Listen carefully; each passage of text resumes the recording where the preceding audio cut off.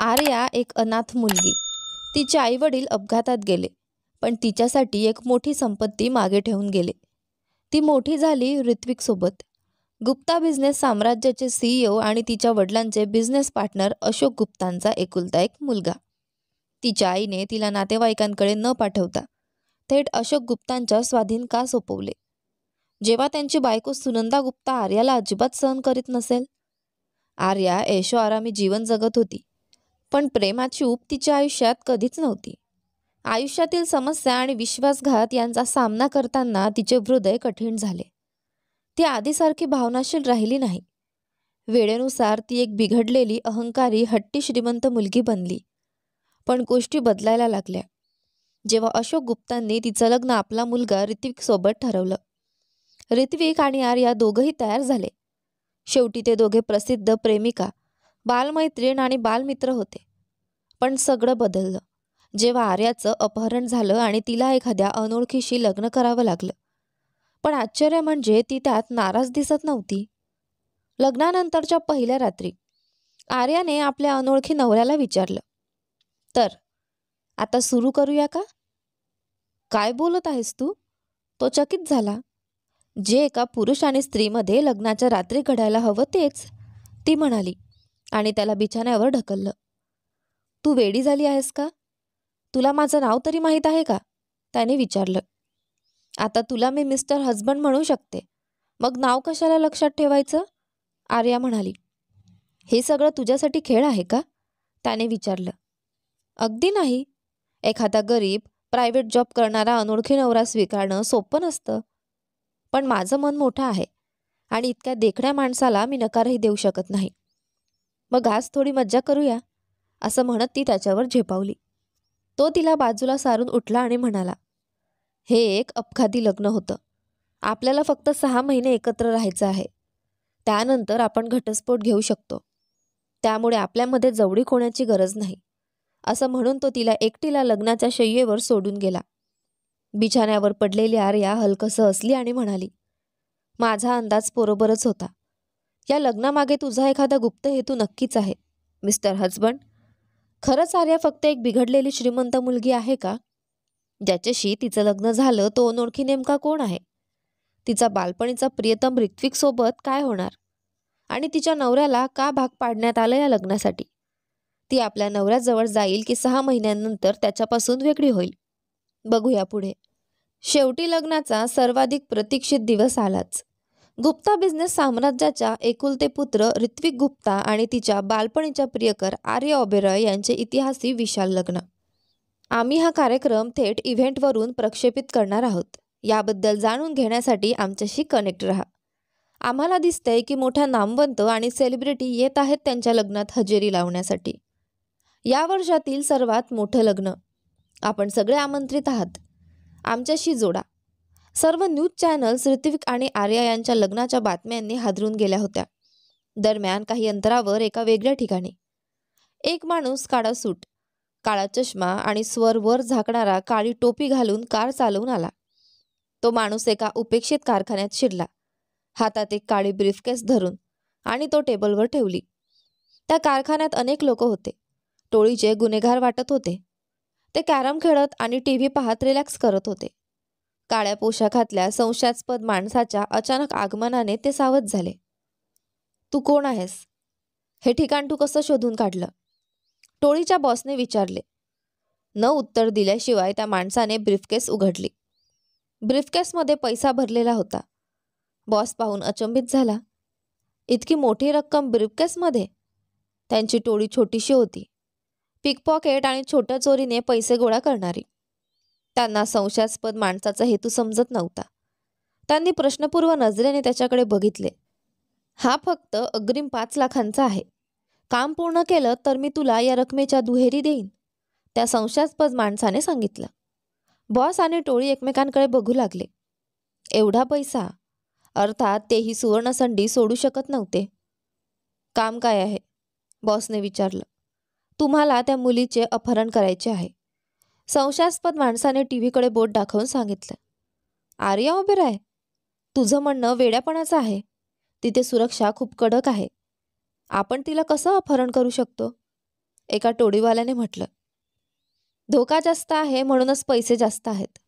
तुला वाटतं मी झाडावरचं कीटक पकडण्यासाठी 15 लाख देईन का? संशयास्पद माणसाने उत्तर दिलं. पण ती वधू आहे. तिच्या आजूबाजूचे सुरक्षा थेट वाढवलेले असतील. जर आपल्याला पकडलं तर आम्ही घरी परत येऊच शकणार नाही. एका सदस्याने सुरुवात केली. मी तुला त्या हॉटेलचा नकाशा देईन आणि आत जाऊन जाण्याचा मार्ग तयार करून देईन, संशयास्पद माणसाने सांगितलं. तू ते काम मग स्वतः का करत नाहीस? एका सदस्याने विचारलं. तुला पैशात रस आहे की नाही? त्या माणसाने म्हणाला. पण तो सदस्य काही म्हणणार होता, पण त्याच्या बॉसने ते थांबवलं. ठीक आहे, आम्ही करतो, बॉसने म्हटलं. मग डील झाली, संशयास्पद माणसाने आनंदाने उत्तर दिलं. त्या दरम्यान वधू आर्या ओबेरॉयचा एक मुलाखत चालू होती. ती प्रसिद्ध व्यक्तिमत्व होती हे लक्षात घेऊन हे आवश्यक होतं. आर्या मॅडम, आपल्या लग्नाबद्दल आपल्याला कसं वाटतं? एका रिपोर्टरने विचारलं. मी त्याचं उत्तर द्यायची गरज आहे का? आर्या कोरड्या आवाजात म्हणाली. ती खुर्चीवर बसली होती, चेहऱ्यावर कोणत्याही प्रकारची भावना न दाखवता, अत्यंत गर्विष्ठपणे. तिच्या बाजूला उभी असलेली मुलगी आणि आर्याची सेक्रेटरी नेहामध्ये पडली व म्हणाली. तिचा अर्थ असा आहे की अर्थातच ती आनंदी आहे. शेवटी तिचं लग्न आहे ना? नेहा बनावट हसत होती आणि आर्याच्या वर्तनाची भरपाई करण्याचा पूर्ण प्रयत्न करत होती. मिस्टर ऋत्विक आणि तुम्ही बालपणीचे प्रियकर आहात. तुम्हाला त्याला नवरा म्हणून मिळाल्याने भाग्यवान वाटतं का? रिपोर्टरने विचारलं. आर्याने चेहऱ्यावर एक वाकडीशी भाव आणला, ज्यातून स्पष्ट दिसत होतं की तिला हा प्रश्न अजिबात आवडला नाही. ती काही बोलणार इतक्यात नेहा पुन्हा मध्ये पडली आणि म्हणाली. अर्थातच ती या जगातील सर्वात भाग्यवान व्यक्ती आहे. नेहाने आर्याला इशारा केला उत्तर द्यायला. आर्याने थंडपणे उत्तर दिलं. होय, तीच खरी गोष्ट आहे. अचानकच पत्रकारांच्या गर्दीतून कुणीतरी मोठ्या आवाजात विचारलं. तुम्हाला तुमचे आईवडील आठवतात का? जर ते आज इथे असते तर तुम्ही काय केलं असतं? क्षणात वातावरण गंभीर झालं आणि आर्याच्या चेहऱ्याचे भाव बदलले. इतर पत्रकारही त्यांच्या सहकार्याच्या प्रश्नाने थबकले. तो वेडा आहे का? त्याला आपलं प्राण प्रिय नाही का? ते एकमेकात कुजबुजायला लागले. आर्याने मूठ घट्ट केली. नेहा देखील या प्रश्नाने स्तब्ध झाली आणि परिस्थिती हाताळावी कशी तेच कळेना. तुम्ही तुमच्या आईवडिलांच्या अपघाताबद्दल काही सांगू शकता का? आम्ही ऐकलंय की अपघात झाला तेव्हा तुम्ही जागीच उपस्थित होतात, तोच रिपोर्टर पुढे म्हणाला. मला वाटतं आता मुलाखत थांबली पाहिजे, नेहा म्हणाली आणि कार्यक्रम संपवायचा प्रयत्न केला. आर्या खुर्चीतून उठली आणि नेहासोबत बाहेर पडण्याचा प्रयत्न करत होती. तेव्हाच तोच रिपोर्टर हसत म्हणाला. ते अपघातामागचं खरं कारण लपवू इच्छितात, म्हणूनच असे पळून जात आहेत. आर्या वळली आणि थेट त्या रिपोर्टरकडे गेली. सगळे पत्रकार एकदम सावध झाले आणि त्यांच्याकडे पाहू लागले. तू नवीन आहेस असं दिसतंय या क्षेत्रात, आर्या थंड आवाजात त्याच्या डोळ्यात पाहत म्हणाली. हो, नाही, तो रिपोर्टर तिच्या भयंकर आभामंडळाने घाबरून गेला. माहितीये, तुझं धाडस मला आवडलं, पण मला हुशारी दाखवणारे लोक आवडत नाहीत, आर्या मंद स्वरात म्हणाली. नेहा, त्याच्या चॅनलशी संपर्क साध आणि त्याला बाहेर फेकून दे, आर्याने आदेश दिला आणि चालत निघून गेली. सिक्युरिटी, त्याला बाहेर काढा, नेहा गार्डला म्हणाली आणि आर्याच्या मागे धावत गेली. तेथे उभे इतर पत्रकार जे संपूर्ण प्रसंग घाबरून शांतपणे पाहत होते. आर्या गेल्यानंतरच सुटकेचा श्वास सोडू शकले. तो मूर्ख मुलगा मूळ समजूनच घेतला नाही. त्याला माहितीच नाही की तिच्या आईवडिलांविषयी कधी बोलायचं नाही. त्याच्या चॅनलने त्याला बेसिक्स शिकवले नाहीत वाटतं. आता कदाचित ते न्यूज चॅनल दिवाळं काढेल, पत्रकार आपसात बोलू लागले. आर्या संतापून आपल्या खोलीत शिरली आणि नेहा तिच्या मागोमाग गेली. शांत हो, मी आधीच त्याच्या सीईओशी बोलले आहे. त्या रिपोर्टरवर नक्कीच कारवाई होईल, नेहा म्हणाली. बाहेर जा, मला एकटीला राहायचं आहे, आर्या थंड आवाजात म्हणाली. पण मॅडम, लग्नासाठी तयार व्हायचं आहे, फक्त 3 तास उरले आहेत. नेहा अजूनही तिला एकटी सोडायला तयार नव्हती. जे सांगते तेच कर, आर्या ओरडली. नेहा खोलीतून बाहेर गेली. तेवढ्यात दुसरी एक मुलगी धावत आली आणि काळजीच्या स्वरात विचारते. ती ठीक आहे ना? मला वाटत नाही, नेहा चिंताग्रस्त स्वरात म्हणाली. नेहमीप्रमाणे तिला एकटी सोडूया, थोड्या वेळाने ती ठीक होईल, नेहा म्हणाली. आर्याने ड्रॉवर उघडला आणि एक फोटो फ्रेम बाहेर काढली. तो तिच्या आईवडिलांचा कौटुंबिक फोटो होता. त्याच्याकडे पाहतच तिला काही अस्पष्ट आठवणी जाग्या झाल्या. आई वडील एकमेकांशी भांडत होते आणि लगेच त्यांच्या कारसमोर ट्रक आदळला. तो प्रसंग तिच्या डोळ्यांसमोर उभा राहिला. नेहा आणि इतर नोकरांसाठी हे नवे नव्हते, कारण त्यांनी जॉईन केल्यापासून हा प्रसंग वारंवार पाहिला होता. आर्याचा एकच ट्रिगर पॉइंट होता, तिचे आई वडील, जे तिच्या डोळ्यांसमोर अपघातात गेले होते. तेव्हा ती फक्त 12 वर्षांची होती. जर तो एक साधा अपघात असता तर प्रत्येक वेळी आईवडिलांची आठवण झाली की आर्याला इतका धक्का का बसला असता. नेहाला काळजी वाटत होती, कारण तासभर उलटून गेला तरी आर्या खोलीबाहेर आली नव्हती. शेवटी आर्याने दरवाजा उघडला आणि म्हणाली, चल, माझं लग्न आहे, उशीर होतोय, तयार होऊया. आर्या पुन्हा नेहमीसारखी दिसू लागल्यामुळे नेहाने सुटकेचा श्वास टाकला. तिने आनंदाने मान हलवली आणि डिझायनर आणि मेकअप आर्टिस्टला खोलीत बोलावलं. नेहा आर्याला भेटली तेव्हा आर्या 22 वर्षांची होती आणि नेहा तिच्यापेक्षा 3 वर्षांनी मोठी होती. अशोक गुप्तांनीच नेहाला आर्याची सेक्रेटरी म्हणून निवडलं होतं. तेव्हा नेहाला जेव्हा कळालं की तिला या हट्टी राजकुमारीला सांभाळावं लागेल, तेव्हा तिने नोकरी सोडायचा विचार केला होता. पण आर्थिक अडचणींमुळे आणि पगार चांगला असल्यामुळे तिने एकदा प्रयत्न करायचं ठरवलं. 5 वर्ष झाली होती, पण त्यांची पहिली भेट नेहासाठी अविस्मरणीय ठरली. तूच आहेस ना माझ्या काकांनी माझ्यासाठी निवडलेली? आर्या तिला म्हणाली.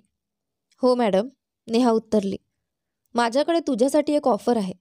निर्णय कठीण आहे, पण तुला घ्यावा लागेल, आर्या म्हणाली. काय आहे ते मॅडम? नेहाने विचारलं. मला माहीत आहे, माझ्या काकांनी तुला निवडलंय, म्हणजेच तुला सेक्रेटरीसाठी लागणाऱ्या सगळ्या गुणांची तू मालक आहेस. पण जर तू माझ्या काकांसाठी काम करायचं ठरवलंस तर माझ्यासाठी काम करू शकत नाहीस. उशीर होण्यापूर्वी एका बाजूची निवड कर, आर्या म्हणाली. नेहा गोंधळली, पण ती हुशार मुलगी होती. मी तुम्हाला सर्व्ह करण्यासाठी अपॉइंट झाली आहे. अशोक सरांनी मला तुमच्यासाठी नेमलंय, म्हणजे त्यांचा उद्देश आहे की मी तुमच्याशी निष्ठावान राहावं, म्हणजे मी तुमच्याच बाजूने राहीन, नेहाने उत्तर दिलं. आर्याला तिचं उत्तर आवडलं आणि ती म्हणाली, तू खूप स्मार्ट आहेस. चला आता आपण एकत्र काम करूया. त्यावेळी नेहा 25 वर्षांची होती, पण 22 वर्षांच्या मुलीचं इतकं शहाणपण पाहून ती थक्क झाली. ती वरून हट्टी वागत होती, पण आतून ती सगळ्यांपेक्षा जास्त समजूतदार आणि परिपक्व होती. आर्या जरी ठाम आणि धाडसी वागत असली तरी तिचं बारकाईने निरीक्षण केलं तर ती तशी निर्दयी नाही जशी लोक म्हणतात. नेहाला बाकी लोक काय विचार करतात याचं काही नव्हतं. तिला फक्त एवढंच हवं होतं की आर्या नेहमी आनंदी राहावी. मी तिच्या शेवटपर्यंत तिच्यासोबत राहीन, नेहा विचार करत स्मित हास्य करत आर्याकडे बघत राहिली. आर्या आता वधूच्या पोशाखात सज्ज झाली होती. नेहा आत आली रिपोर्ट देण्यासाठी, पण ती क्षणभर स्तब्ध झाली. तिच्या डोळ्यात आश्चर्य चमकलं. आर्या त्या पोशाखात अप्रतिम दिसत होती. तू खूप सुंदर दिसतेस, नेहा म्हणाली आणि तिला पाहतच राहिली. मग नेहाच्या डोळ्यांतून अश्रू आले. आपली बाई आज लग्न करते, ती म्हणाली आणि इतर नोकरही रडू लागले. बस करा तुम्ही सगळे, मी लग्नानंतर कुठे जाणार नाही. मग हा तमाशा कशाला? आर्या ओरडली आणि क्षणात सगळ्यांचं रडणं थांबलं. आर्याच्या आईवडिलांच्या मृत्यूनंतर तिच्या आईच्या वसियतपत्रात लिहिलं होतं की आशिष गुप्ता हा आर्याचा संरक्षक असेल. जणू तिच्या आईला आधीच ठाऊक होतं की ती मरणार आहे, किंवा हा अपघात तिने आधीच ठरवून ठेवला होता. 12 वर्षांची असल्यापासून आर्या गुप्ता कुटुंबासोबत राहत होती. तिथेच ती त्यांच्या मुलीसारखी वाढली आणि आता आशिष गुप्तांना तिचं लग्न त्यांचा मुलगा ऋत्विक सोबत करायचं होतं. नेहा तिच्या डोळ्यातलं पाणी पुसत म्हणाली, हो चला आता कामाला लागूया, आणि इतर नोकरांना परत त्यांच्या कामावर जाण्यास सांगितलं. आर्या लेहेंगाची जडाई सहन करत म्हणाली, खूप अस्वस्थ वाटते. हा लेहेंगा सोडून जीन्स घातली तर माझ्या लग्नात नवा ट्रेंड होईल. नेहा लगेच म्हणाली, नाही मॅडम, आज फक्त थोडं सहन करा. मला माहीत होतं तू असंच म्हणशील. बरं आलीस का? आर्या म्हणाली. आशिष सरांनी सांगितलंय की पुढचे 5 तास खूप महत्त्वाची आहेत. सुरक्षा वाढवावी लागेल. नवीन अंगरक्षक नेमला आहे, नेहा म्हणाली. माझ्या भोवती आधीच किती बॉडीगार्ड्स आहेत, तरी पुन्हा का? आर्याने नाराजी दाखवली. तेवढ्यात वधूच्या खोलीच्या दारावर टकटक झाली. मी रणधीर खुणाना, तुमचा वैयक्तिक अंगरक्षक, आवाज आला. या आत मिस्टर रणधीर, नेहा म्हणाली. तो काळ्या सूटमध्ये, मजबूत शरीरयष्टीचा होता. तो एखाद्या चित्रपटातील नायकासारखा दिसत होता. नेहा त्याच्याकडे पाहतच राहिली. आर्या मात्र खिडकी बाहेर पाहत होती. रणधीर मात्र आर्याकडेच पाहत होता, जणू एखादी बाहुलीच. आर्या त्याच्याकडे बघत म्हणाली, तर तूच आहेस ना माझ्यासाठी आलेला सर्वात ताकदवान अंगरक्षक? हो मॅडम, आतापासून मी तुमचं रक्षण करीन, रणधीर म्हणाला. बरं मिस्टर बॉडीगार्ड, सांग पाहू मी कशी दिसते? आर्या खुर्चीवर बसून पोज देत विचारते. रणधीर थोडा गोंधळला पण म्हणाला, तुम्ही खूप सुंदर दिसत आहात. आर्या लगेच म्हणाली, मला तसं वाटत नाही. माझ्या हातात जर कमळाच्या फुलांचा गुच्छ असता तर जास्त छान दिसलं असतं, नाही का? रणधीर गोंधळून म्हणाला, हो, पण तुम्ही मला का विचारत आहात? कारण तुलाच तो गुच्छ आणावा लागेल, आर्या म्हणाली. रणधीर म्हणाला, सॉरी मॅडम, पण ते माझं काम नाही. माझं काम म्हणजे फक्त तुमचं रक्षण करणं. आर्या कठोर आवाजात म्हणाली, जर मला तो गुच्छ मिळाला नाही तर मला दुःख होईल. मी डिप्रेशनमध्ये जाईल आणि आत्महत्येचाही विचार करू शकते. तुला हे चालेल का? हे अगदी वेड्यासारखं मागणं आहे, रणधीर म्हणाला. जे मी सांगते ते करावंच लागेल, जर खरंच माझं रक्षण करायचं असेल तर, मिस्टर बॉडीगार्ड, आर्या म्हणाली. नेहा लगेच विनंती करत म्हणाली, मिस्टर रणधीर, कृपया करून द्या. तुम्हाला माहीत नाही ती किती हट्टी आहे. खरंच ती काहीतरी करू शकते. इथे फुलांचं दुकान फक्त 10 किलोमीटरवर आहे. रणधीर म्हणाला, ठीक आहे, मी कोणाला तरी पाठवतो. आर्या रागाने म्हणाली, नाही, आता तूच मला आणून देशील, कारण मी आधी सांगितलं होतं तेव्हा तूच माझं ऐकलं नाहीस. प्लीज सर, प्लीज, मी विनंती करते, हे जास्त गुंतागुंतीचं करू नका. नेहा रणधीरला विनवू लागली. सिरियसली? रणधीर चिडलेल्या चेहऱ्याने म्हणाला, पण काही करू शकत नव्हता. मी लवकरच परत येतो, असं म्हणून तो तिथून निघाला. तो गेल्यावर नेहा चिंतेच्या सुरात आर्याला म्हणाली, मॅडम, तुम्ही नक्की काय करायचं ठरवलं आहे? मिस्टर आशिष, हे लग्न तर वर्षातील सगळ्यात भव्य लग्न ठरणार आहे.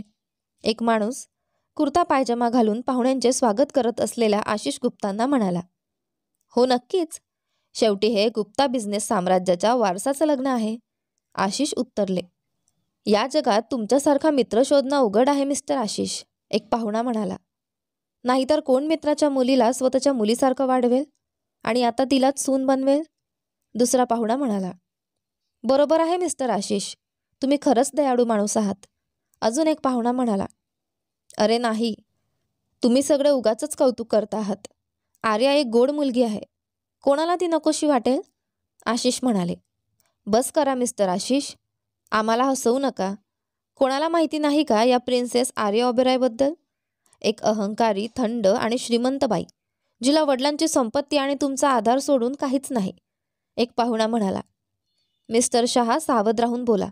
उद्या पश्चाताप होईल असं काही बोलू नका. विशेषतः माझ्या आर्याबद्दल तुमच्याकडून एक शब्दही मी ऐकणार नाही, आशिष रागाने म्हणाले. ते चूक काय बोलले? अचानक लाल साडीतील एक बाई तुच्छतेने बोलली. ही बाई म्हणजे सुनंदा गुप्ता, आशिष गुप्तांची पत्नी आणि ऋत्विकची आई, जिला ना आर्या आवडत होती ना तिचं आपल्या मुलासोबतचं लग्न. तुम्ही सगळे पार्टीचा आनंद घ्या, आशिष म्हणाले आणि आपल्या बायकोचा हात धरून तिला एका कोपऱ्यात घेऊन गेले.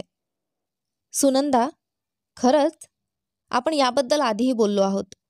आता असं वागणं थांबव. तू सगळ्यांसमोर माझी बदनामी करतेस, आशिष रागाने म्हणाले. आणि माझ्या मुलाचं काय? भविष्यात त्या मुलीमुळे त्याला जेवढी अपमानास्पद परिस्थितीला सामोरं जावं लागणार आहे त्याचं काय? तुला दिसत नाही का ती किती हट्टी आणि अहंकारी आहे? कोणाला तिच्यासारखी मुलगी सून म्हणून हवी असेल?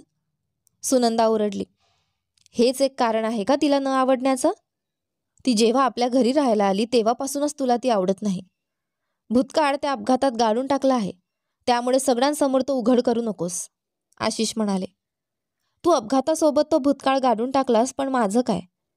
मी जी वेदना सहन करते तिचं काय? सुनंदा डोळ्यात पाणी आणून म्हणाली.